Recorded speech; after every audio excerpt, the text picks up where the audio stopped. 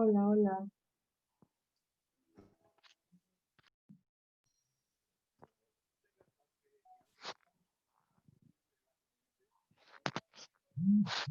Hola, hola. No tenía micrófono. Sí, es que ahorita me sacó, ya estábamos, pero me sacó ahorita es que todo el internet anda fallando en todas las compañías. Por Sí, lo en la mismo de mañana me que, pasó. por lo mismo de que están los niños con sus clases, luego los que trabajamos mediante línea, ¿verdad? Ujú. Sí, a mí también en la mañana tuve problemas y nunca había tenido problemas. Con razón quería yo entrar y no podía. Sí. Bueno, ¿cómo están? Hola, ¿cómo Na- estamos? Con estas Bien, fallas del internet, ¿verdad? Bueno, pero pues bienvenidas a todas. gracias. Muy bien. No ¿Hicieron sé su si ya actividad? empezamos o, Sí, o empezamos a ver lo de la actividad que les habíamos dejado, Gabriela. sí, si quieres empezamos con su actividad. A ver Muy bien. si la realizamos y no pasamos a la clase. ¿Alguna de ustedes hizo la actividad que dejamos?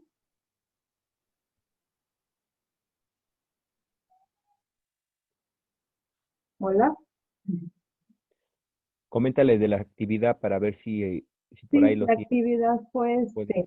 que buscaran un texto literario que hablara de alguna colonia o barrio de la Ciudad de México o de la Ciudad de México en general, como para ir revisando qué es lo que nosotros podríamos hacer, porque vamos a hacer algo parecido, vamos a hablar de nuestro barrio, de nuestra colonia, desde la memoria oral. Ajá, yo tengo, nada más que quiero encontrarlo, tengo de mi guión que voy a hacer para el documental, tengo digamos, un pequeño resumen modificado de de un relato sobre la colonia, pero bueno, tengo otros. Ahorita abrí otro porque no Bueno, es encuentro. que en ese caso, para los que toman fotografía o cine documental, también les ayuda la fotografía como para que de la misma fotografía puedan hablar en una narrativa, ya sea de crónica, de leyenda, de cuento o de poesía sobre su colonia, ¿no? Para al final tener un libro con, con el rescate de la memoria oral. Apenas yo me encontré en mis archivos, que tengo un buen de archivos de discos grabados de hace años, encontré la historia de la Juventino Rosas. Es una colonia que subyace ahí, y ahí la tenía, y como hoy termina el festival de la memoria del barrio, algo así, comunitaria en Iztapalapa, pues lo metí ayer, lo terminé, entonces me encontré ahora sí que esa narrativa visual, pero también oral, del rescate de la memoria de la Juventino Rosas, y trabajé un pequeño cortometraje bueno, documental de 27 minutos, entonces ya lo metí, digo, como pequeña anécdota que por ahí uno tiene trabajos y los deja ahí. Tengo un buen de grabaciones de varias colonias, eh, de varios movimientos culturales, movimientos sociales, y bueno, pues ahora me tocó la tarea de decir, bueno, me voy a poner a editarlo, ¿no? Y bueno, pues si quieren al rato se los pasamos para que vayan viendo más o menos como la historia de esta colonia, ¿no? Y que por ahí luego dejamos las cosas, pero volvemos y en ese volver, tanto en la lectura como en el cine, pues, o en la fotografía, pues uno puede hacer algo, ¿no? Entonces, para motivarlas, que también podemos volver a nuestras lecturas, a nuestras memoria colectiva para poder describir, ¿no? Y bueno, pues ya lo hice y bueno, creo que todavía tiene unos detallitos, pero también es importante también, ¿no? Uno va aprendiendo de eso. Y bueno, pues por ahí nos mandaron unas fotos aquí al grupo. ¿Tú las tienes, Gaby? ¿Al WhatsApp? Por ahí. Ana, creo que hizo un poema sobre Tehuacán. Yo lo alcancé a ver. ahorita que andamos bien movidos, Dice que no es suyo. pero ya no lo leí, pero se No me es hace Ah, mío, interesante. no es Ah, mío, bueno, pero digo, pero pues si es una pero lo descripción subí. también, pues está bien, es como un ejemplo, ¿no? Y Sí, Pues para si quieres, Nancy que se está integrando, ajá, pues si y quieres, para Nancy, ajá, ay, perdón, perdón. Si quieres, para Nancy que mándamelo por Messenger. Perdón, amigo, discúlpame, es que ando haciendo cosas. Sí, dime. no, pero digo, para ti que te estás integrando a este taller, apenas esta es la tercera sesión y Ah, te ok. puede servir también el de fotografía, porque vamos a hablar ahora en forma literaria, usando la Ajá, memoria oral y la creación literaria, vamos a hablar de nuestro barrio, de nuestra colonia, y pues, ajá, como que rescatando la memoria, puedes rescatarla con pues, la gente que vive cerca de tu casa, que ya que es fundadora de la colonia, y que te hablen cómo estuvo, cómo se desarrolló, cómo fue el proceso de urbanización, sus historias, ¿no? Vivas, sus cuentos y leyendas también subyacen ahí, y pues ok. describirlas, porque al final vamos a tener un libro, y también en lo de fotografía, pues te puede ayudar para que si sacas unas fotos, pues también puedas describirlo en este taller con la Sí, narrativa, ¿no? Con la ok. crónica, leyenda, hasta con poesía o cuentos y leyendas, o una nota Ok. periodística, bueno, es importante andar ahí, ¿no? Y pues bienvenida Sí, también. Y Gracias, bueno, amigo, gracias. digo, es Es que que hay que invitar. exactamente no sabía de qué era, pero ahorita que lo mencionó Gabriela, acerca de que no fuera exactamente de donde vivo, porque hace cuenta que donde vivo yo no veo así como mayor, no sé, no veo como algo relevante de esta colonia, o sea, tiene pocos años que vivo yo por acá. Bueno, 10 son muchos, pero para mí son pocos porque donde yo vivía o de donde yo soy nativa, pues no nada que ver con donde estoy ahorita. Entonces yo decía, ¿y qué escribo de aquí? Porque no le Claro, veo como chiste aquí, la verdad. Pero ahorita con lo que mencionó Gabriela de que puede ser de cualquier parte de la ciudad, me voy a trasladar a donde yo vivía para hacer de ahí el recuento histórico y ya poder escribirlo. claro, eso está bien, está muy padre. Pues entre más Ok. gente, mejor para que al final tengamos un libro hecho por ustedes, ¿no? Y también nosotros vamos a hacer unas pequeñas, también creaciones ahí para acompañarlos, porque es importante hacerlo en colectivo. Por eso son estos colectivos, estos diálogos, ¿Puedo saber. hablar? Sí, adelante, adelante. Es que la compañera, por ejemplo, si hay alguna casa de los 50 por ahí que tenga alguna rejita, algún nicho, eso podría inspirar o inspirar para que tú puedas hacer algo, ¿no? Una poesía, un cuento, Ujú. ¿no? A partir o de un árbol, o de un pajarito, o si anda por ahí una ardilla, ¿no? O sea, sí, de veras, hasta con una mariposa que ande volando, Claro, sí, un la inspiración botón es de eso. alguna flor. No, pero además, bueno, dices que tienes 10 años y quizá no sabes cómo qué, Sí, pero no, a veces sí hay mucho, o sea, solo hay que buscar. Quizá a lo mejor una fiesta patronal, ¿no? Una iglesia, un mercado, un jardín, o sea, hay muchas cosas Anda. de las que podemos hacer, o de un personaje importante, un negocio antiguo. Hay tienditas de más de 50 años, Sí, entonces, sí, sí. O bien puedes hacer dos tareas, o sea, una hablar de donde vivías antes y otra de Ajá. donde vives sería también padrísimo, ¿no?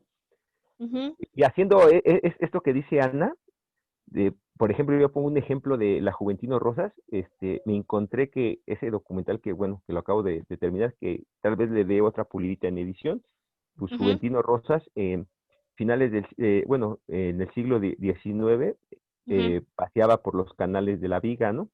Y dicen que ahí ujú. empezó a hacer su obra del Vals sobre las olas, ¿no? Y que a la postre pues se le va a poner el Juventino Rosas a esa colonia, ¿no? O sea, como nota, ¿no? Entonces, la inspiración está ahí, nomás hay que buscarla, ¿no? Hay que buscarla en ese transporte de la vida cotidiana, ¿no? Ese transporte Sí, de los ingleses que ven pasar los aviones, pues nosotros vemos pasar las nubes, pero también vemos pasar el canto de los pájaros, como dice Ana, ¿no? Hay que empezar a crear. En ese sentido, creo que somos aves creadoras y a veces también la modernidad nos ha acotado eso, entonces solo hay que mirar un poquito y pintar con las palabras el sí. cuadro que quieran hacer o la sí, fotografía que ahorita les quieran vamos hacer. a poner unos ejemplos, entonces igual, si quieres, Fernando, empezamos y ya Adelante. con los ejemplos a lo mejor se van a dar como una idea, Muy ¿no? bien, muy bien. Voy a Bueno, pues compartir pantalla. adelante. Sí. De mi colonia sí hay mucha. Muy bien, ahorita platicamos, Ana. Platica.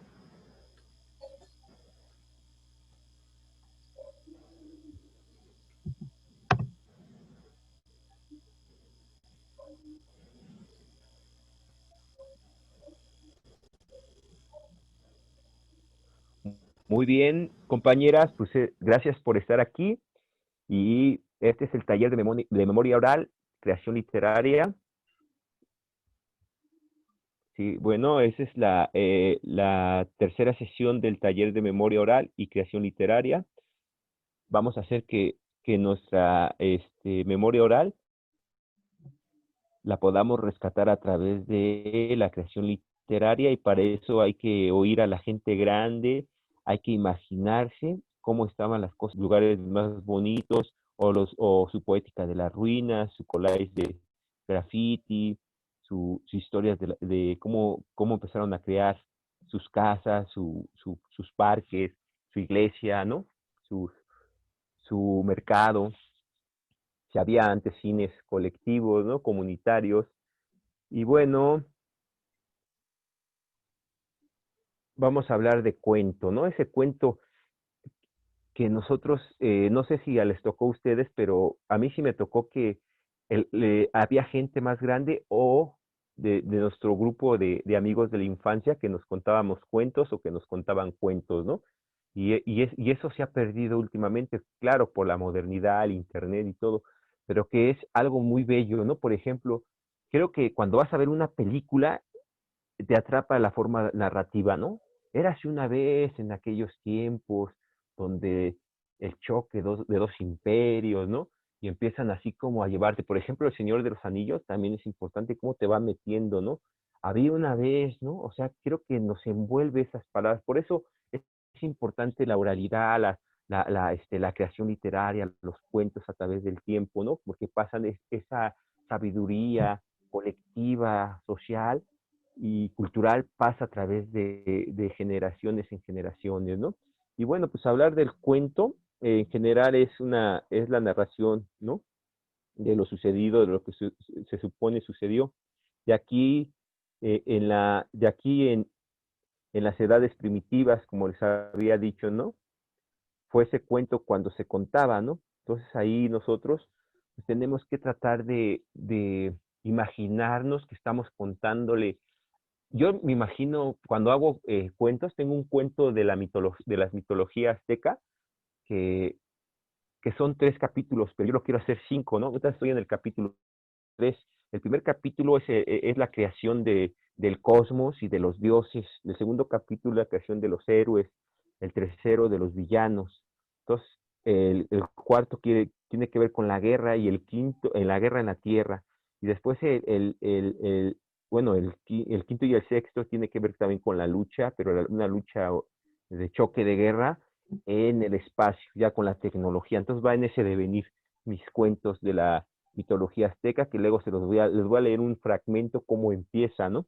Porque en la forma de empezar atrapas al espectador, ¿no? Y siempre jugando con la condición humana, ¿no? Entonces, eso es muy importante. Las partes de un cuento, podemos ver que hay una introducción, ¿no? Presentarse a los personajes en esta forma, el lugar donde transcurre la historia, el momento en el que se da el clima, ¿no? Es como el uso de A la sombra del sol griego de la literatura, en la cual nos hemos creado también literariamente, aparte de que sí tenemos toda esta herencia importantísimo de nuestra literatura prehispánica y literatura indígena. Pues creo que siempre hablan de la W, ¿no? Es el inicio, ahí van a presentar, ¿no? Dónde están, qué personajes son, en qué lugar transcurre la historia, y siempre va a haber una problemática. Por eso es la condición humana en la literatura, ¿no? Por eso los grandes novelistas, los grandes escritores, nos sensibilizan de la condición humana, ¿no? No podemos entender Romeo y Julieta si no hay ese clima, esa problemática y después el clímax y el desenlace, ¿no? Que tiene que ver en una narrativa, ¿no? En una narrativa, en este caso de cuento, ¿no? Ahí debe de haber una acción inicial, un punto de historia donde se comienza la acción creciente, la narración de los eventos donde se conduce el clímax, y el clímax en un punto más intenso del punto donde gira la historia, ¿no? O sea, si nosotros vamos a inventar la historia, tenemos que ver estos elementos, ¿no? Que son muy importantísimos para que nosotros en nuestra narrativa podamos atrapar a la gente, ¿no? También es un arte contar cuentos, ¿no? Antes tú cómo lo cuentas, pero también cómo antes lo inventas, porque sí sabemos leer, ¿no? Leer historias, pero ¿por qué no crear nosotros nuestras propias historias a partir de los hechos de la memoria oral en este sentido, ya con el uso de la creación literaria? Pasamos a la que sigue, por favor.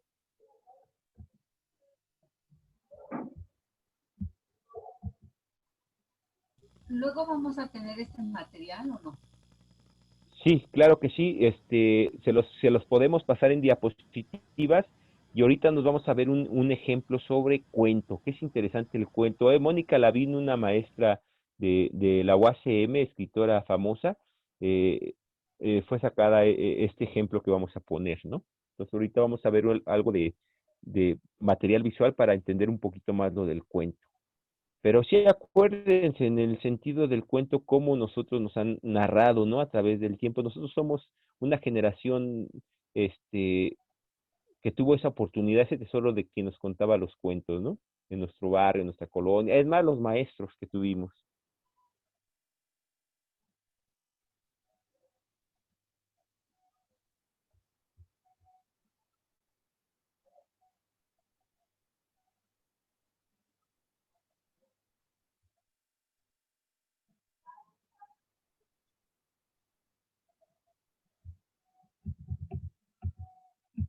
Este es un ejemplo de un cuento corto.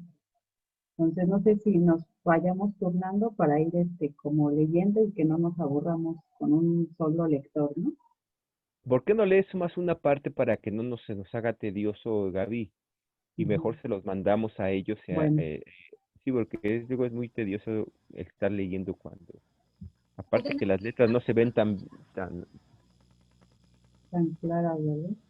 Yo lo sí. leo si quieren. Adelante, Ana. ¿Pueden abrir un poquito más la pantalla? Ahí,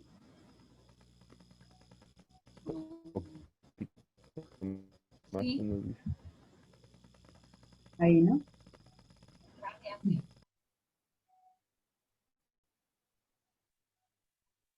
Sí, ya si quieren. Ana. Va, el día y la noche. Cuando los primos pasaban las vacaciones en la casa de Acapatzingo, los días poseían la claridad de la alberca y la ferocidad del sol, la noche lo impenetrable de la obsidiana. A la vera de la iglesia, entre los zapotes que despanzurraban sus frutos negros en el jardín, las mañanas eran doradas como la cerveza que los padres bebían al lado de la alberca. Ellas jugaban a la escuelita con las niñas del pueblo, que en la casa de enfrente había dispuesto un chiquero vacío para hacer las veces de aula. Las niñas de la casa y las de la cuadra lo limpiaron e instalaron unas tablas para que las más pequeñas asistieran de alumnas, mientras las grandes daban explicaciones en el pizarrón traído de la Ciudad de México. Relacionarse con las niñas que vivían en Acapatzingo les provocaba un entusiasmo que sostenía los fines de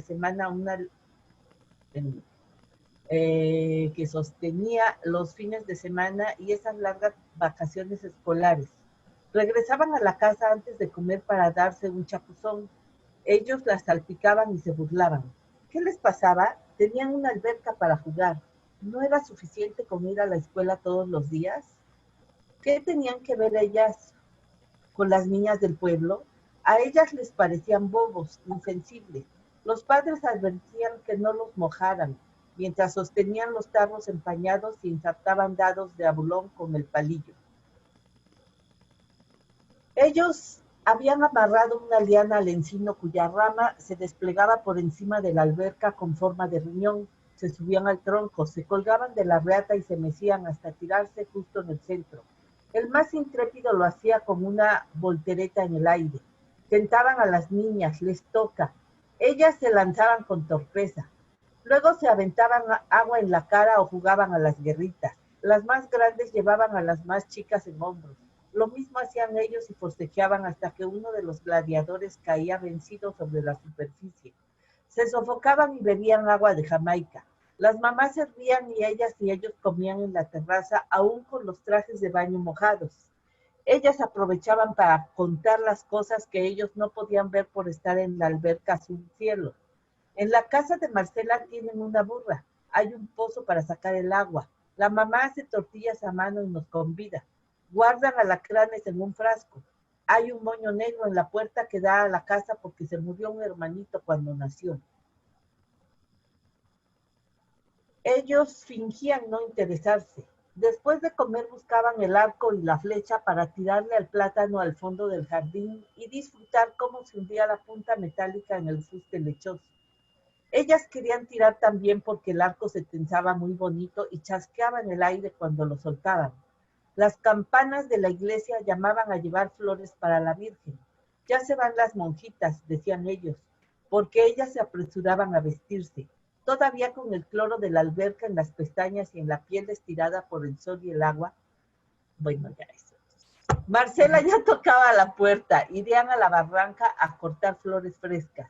Salían jubilosas con sus sandalias blancas o color miel, el pelo mojado recogido con una liga.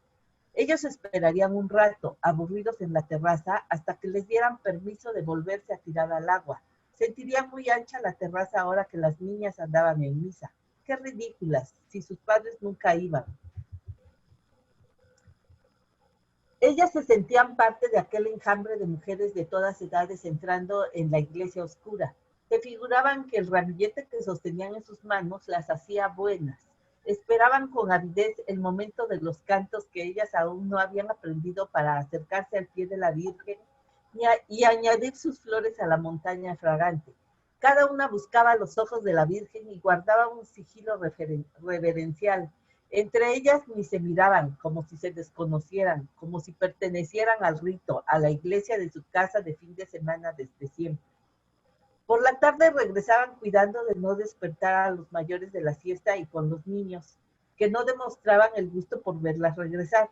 Remataban lo que quedaba de la tarde con juegos de mesa o con la mímica para adivinar películas. Así llegaba la noche con sus meriendas de platillos voladores.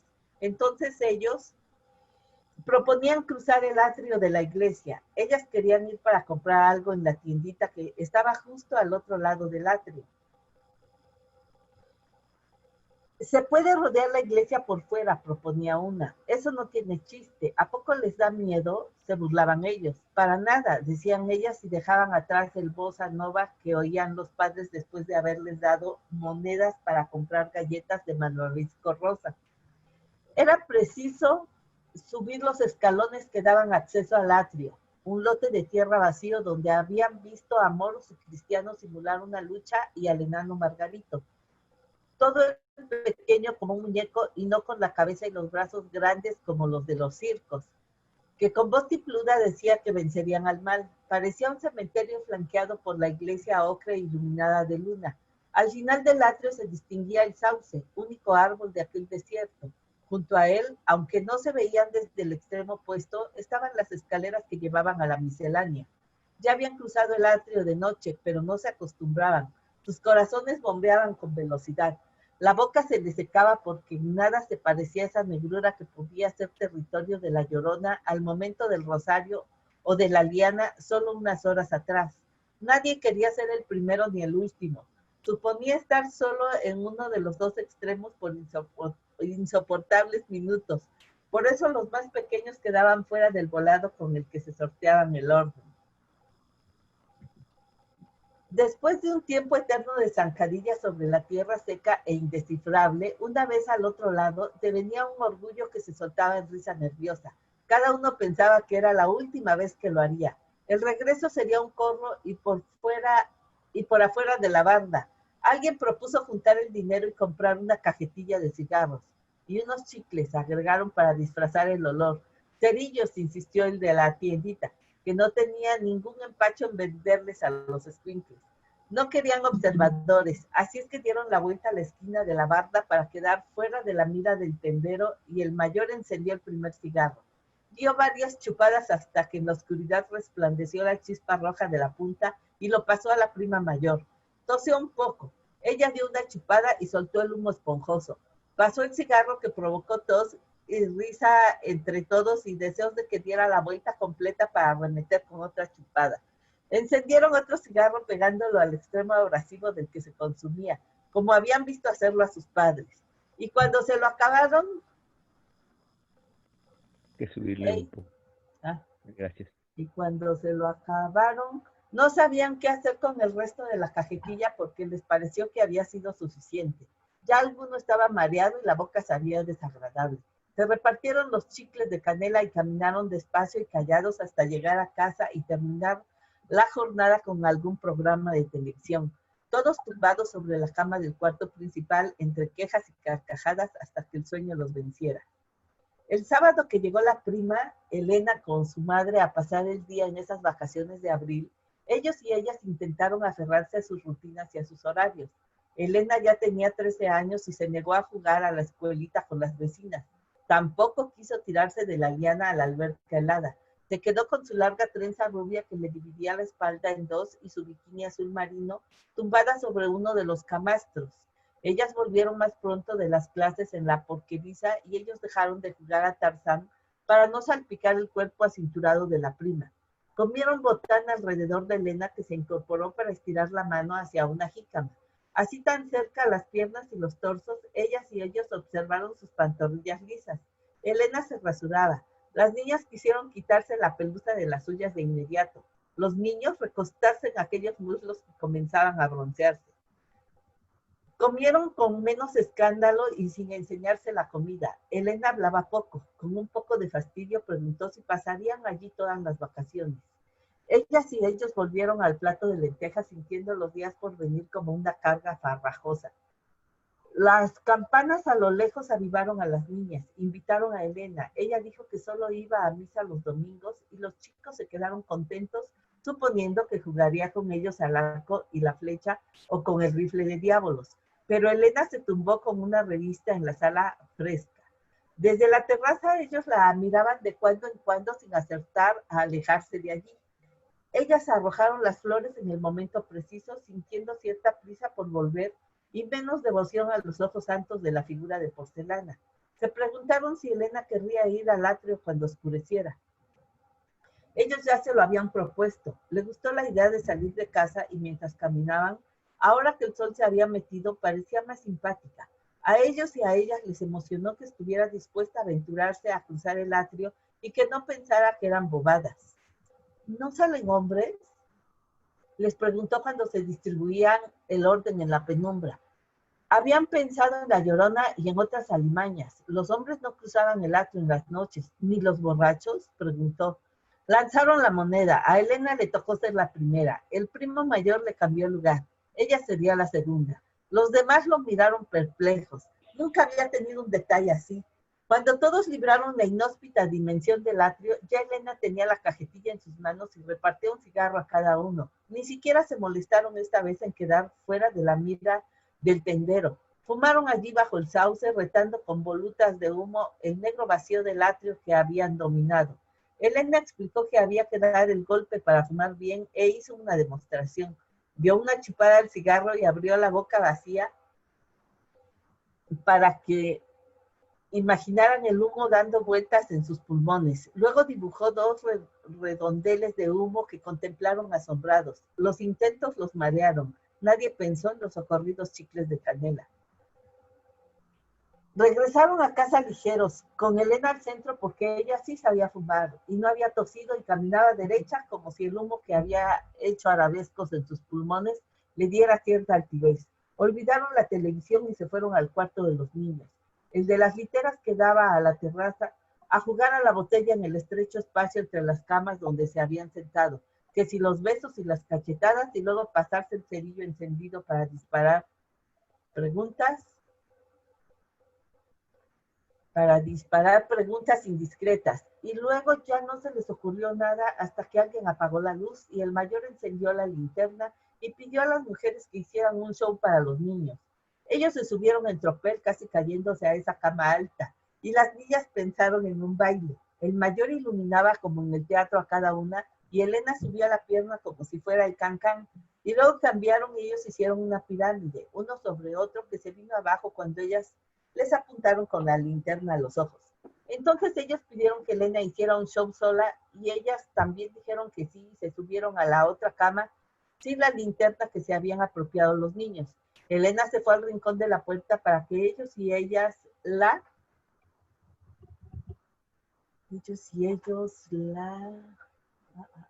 voltearon,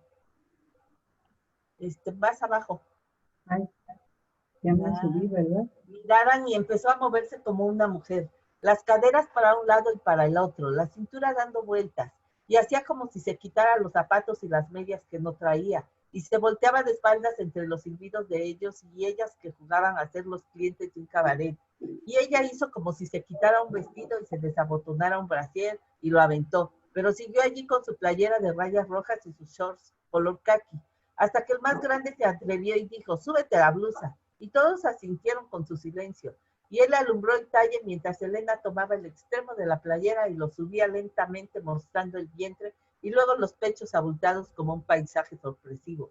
No silbaron ni aplaudieron. El primo apagó la linterna y fue bueno que tocara a la puerta la madre de Elena para avisar que se iban. A la mañana siguiente se asolearon en los camastros y se metieron a la alberca. Ellas no atendieron los toquitos en la puerta cuando Marcela llamó a clases, ni ellos a la liana que colgaba inútil. Dejaron pasar de largo las campanadas de la iglesia y los pasos de las mujeres hacia el barranco por la cosecha de flores. El arco y la flecha no cimbraron el aire ni hirieron la planta. Se rieron menos y jugaron poco. Solo esperaban que llegara la noche, que ya se había confundido con el día. Ya. Ok, muchas gracias. Qué bonita. Y sí, ajá, es un buen cuento y si se fijan, sí tiene como estas partes de, que decíamos de los cuentos, ¿no? Sí tiene un inicio, ¿no? Sí tiene como, digamos, un clímax y pues ya el desenlace, ¿no? Pero, bueno, ¿qué les pareció?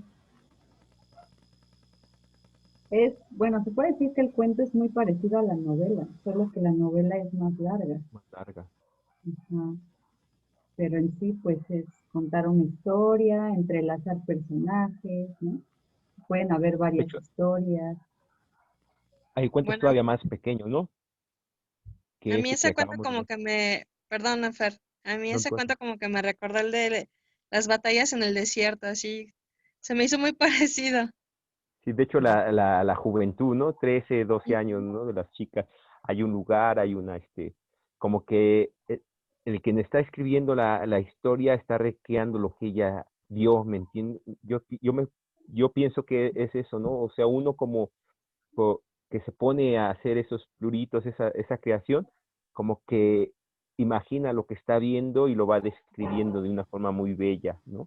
En ese ujú. sentido, encuentra su propia voz literaria, que eso es importantísimo. Y sí, se me parece como las batallas en el desierto de este gran poeta mexicano, ¿no? Pacheco, Ujú, ¿no? ajá. A ver, ¿alguien más? Bueno, ¿alguien más? Pues para mí fue como una remembranza, claro, no al final cuando Elena o como se llame, Sí, Elena es la prima, ¿no? ajá, o bueno, la niña que medio se desnuda, ¿no? Porque las historias en ese entonces, cuando nosotros íbamos a una población, terminaban en que contábamos historias de terror. Entonces era también muy emocionante, ¿no? Que los abuelos o los tíos contaran esas historias. Sí, y si se dan cuenta, son historias de la vida cotidiana. O sea, ni siquiera fue algo así súper, o sea, que se puede hacer cuento ficción, ¿no? Y algo que ni siquiera existe, ¿no? pero en este caso fue de algo cotidiano, ¿no? Cuando conviven los primos, niñas, niños, también un poco se vio como la diferencia de género, ¿no? Donde los niños decían, ay, tienen miedo, ¿no? O sea, se refleja un poco la sociedad actual en la que vivimos también. Pueden ser verosímiles o inverosímiles también. Muy bien. Y bueno, si quieren, seguimos. Vamos a seguir con la novela.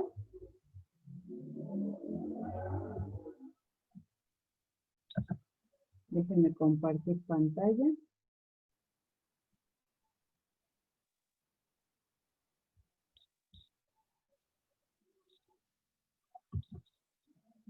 Vamos a seguir con la novela. Y bueno, dice, en rigor se podría decir que la novela es la amplificación del cuento, lo que les decía, ¿no?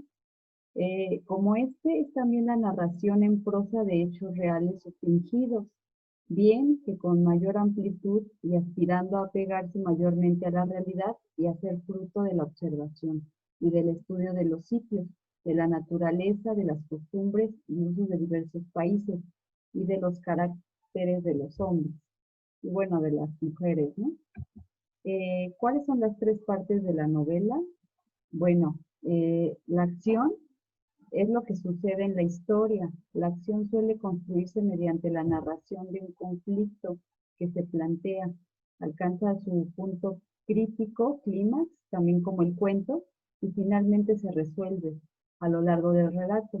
Es importante cuidar el ritmo, velocidad y cadencia con la que suceden los hechos, y la coherencia, es decir, evitar contradicciones. En cuanto a los personajes, esta parte es importantísima, pues si los personajes no están bien caracterizados, al lector le costará mucho trabajo crear un vínculo emocional con ellos y no se dificultará más disfrutar de la lectura e involucrarse en ella. Son el hilo conductor de la historia, por lo que deben estar bien planteados y su evolución debe ser coherente con las acciones. Aunque muchas veces, por ejemplo, en 100 años de soledad son muchísimos los personajes. Yo no sé ustedes, pero yo me hago bolas con tanto personaje. Pero sí debe de haber como un punto de encuentro, ¿no? En donde darle coherencia sobre todo también a los personajes. Y bueno, el marco escénico. Esto se refiere al ambiente físico y temporal en el que se desarrolla la historia. Aquí es donde los escritores debemos de usar todas nuestras herramientas de descripción. Pues el lector debe de poder crear una imagen mental clara para poder situar ahí los personajes, sus acciones. Estos son los elementos necesarios para crear una novela, aunque en realidad se necesita mucho más que eso, como creatividad, paciencia, amor al arte y por supuesto tener una historia que contar. Y bueno, les pasamos igual un ejemplo. Bueno, no lo vamos a leer todo porque es una novela que es más larga, pero igual para que lo vayan viendo. No sé si quieras comentar algo, Fer. Pues sí, decir que hay grandes novelistas a través del tiempo, ¿no? O sea, Julio Verne es más de cuento, pero puede ser también, no sé si nos miramos en la historia mexicana, puede ser Martín Luis Guzmán, ¿no? En La sombra del caudillo, ¿no? Cómo retrata la novela histórica, ¿no? Y pone esos personajes y retrata cómo Oye, no, espérame, perdón. Ya nos va a sacar, bueno, volvemos a entrar, por favor. sí, Con el mismo link que les dimos, volvemos a entrar, por favor. muy bien. Ujú.